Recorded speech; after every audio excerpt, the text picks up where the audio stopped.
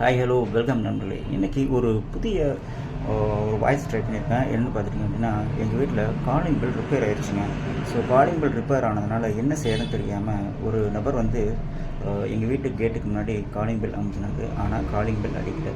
Suppose calling bell அடிக்கலை அப்படின்னா அது எங்களுக்கு பெரிய அவமானமாக போயிருமே அப்படின்னு சொல்லிட்டு நானே காலிங் பெல் மாதிரி சவுண்ட் விட்டு அவரை உள்ளே வர வச்சிட்டேன். அந்த சவுண்ட் என்னென்னு பார்க்கலாமா? வாங்க நண்பர்களே.